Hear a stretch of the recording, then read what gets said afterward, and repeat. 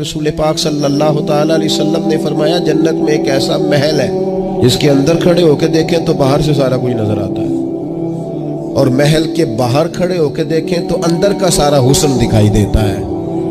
تو حضور توجہ دلاتے تھے تو صحابہ میں شوق پیدا ہوتا تھا، یا رسول اللہ کس کو ملے گا؟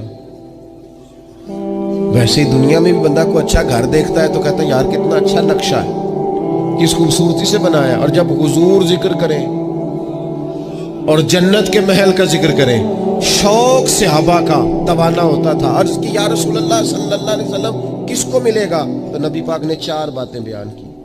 فرمایا ایک وہ بندہ جو اچھی بات کرے، وقولوا للناس حسنا، لوگوں سے اچھی بات کہے، وہ ہمیشہ معاشرے میں بری خبریں ہی دینے کا عادی نہ ہو، لوگوں کی عیب جوئی ہی اس کا مزاج نہ ہو، اچھی بات کرے۔ اور دوسرا رسول پاک نے فرمایا کھانا کھلائے، اہل ایمان کی دعوتیں کرے، اور تیسرا فرمایا کثرت سے روزہ رکھے، اور چوتھا فرمایا جب لوگ نیند کے مزے لے رہے ہو نا تو یہ اٹھ کر اپنے رب کی عبادت کرے۔ ساون کی کالی راتوں میں جب بوندا باندی ہوتی ہے وہ راتوں کو اٹھ اٹھ روتے ہیں جب خلقت ساری سوتی ہے۔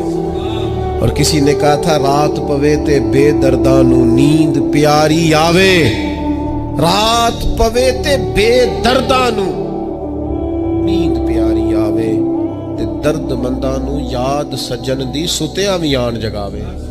فرمایا جب لوگ خواب خرگوش میں ہوں، نیند کے مزے لے رہے ہوں، تو رب کے بندے اٹھ کے اپنے رب کو یاد کرتے۔ والذین یبیتون لربہم سجدا وقیاما، یہ 4 چیزیں جن لوگوں میں پائی جائیں حضور فرماتے ہیں انہیں وہ عالی شان محل ملے گا جس کی تعریفیں گویا خود رسول کریم نے بیان فرمائی۔ نبی پاک صلی اللہ علیہ وسلم نے 4 رکعتوں والی نماز پڑھائی تو 2 رکعتوں پہ سلام پھیر دیا۔ صحابہ خاموش ہے، سارے چپ، ہم نہیں بولتے۔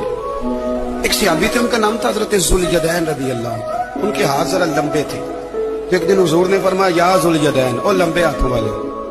پھر پوچھتا آپ کا نام کیا ہے؟ تو کہتے نام وہی ہے جو نبی پاک نے رکھ دیا۔ 2 ہاتھوں والے نام پڑ گئے، باقی سارے لوگ خاموش بیٹھے، کوئی نہیں بولا۔ یہ ذرا سادے آدمی تھے، بولے لیکن بڑے ادب اداب کا خیال رکھ کے بولے، اٹھے، بات ساری اللہ کریم پہ ڈال دی۔ کہنے لگے یا رسول اللہ، اللہ نے نماز چھوٹی کر دی ہے یا اللہ نے آپ کو بلا دیا ہے؟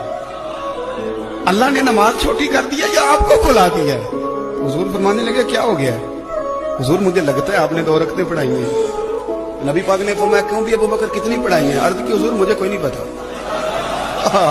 مجھے نہیں پتا، میں تو پڑھنے آیا ہوں، کو رکھتے کتنی تھوڑی ہے، جتنی پڑھاؤ گے چپ کر کے پڑھ لیں گے۔ جن لوگوں کی نظریں ناپاک رہتی ہیں ان کا حافظہ کمزور ہو جاتا ہے، جن لوگوں کی نظریں ناپاک رہتی ہیں ان کی عبادت کی لذت چلی جاتی ہے، جن کی نظریں ناپاک رہتی ہیں وہ لوگ ذہنی طور پر اور قلبی طور پر تھوڑے تھوڑے پریشان رہنے لگ جاتے ہیں۔ جن لوگوں کی نظر ناپاک رہتی ان کی کیفیت یہ ہوتی ہے کہ سب کچھ ہوتے ہوئے ان کا دل اچاٹ ہونے لگ جاتا ہے۔ نظر کی ناپاکی چونکہ یہ وہ والا نشہ ہے جس سے کبھی بھی پیٹ نہیں بھرتا، ذہن نہیں بھرتا، تو بڑی سنجیدہ عمر تک بھی معاذ اللہ تعالیٰ یہ گناہ بندے کا پیچھا نہیں چھوڑتا۔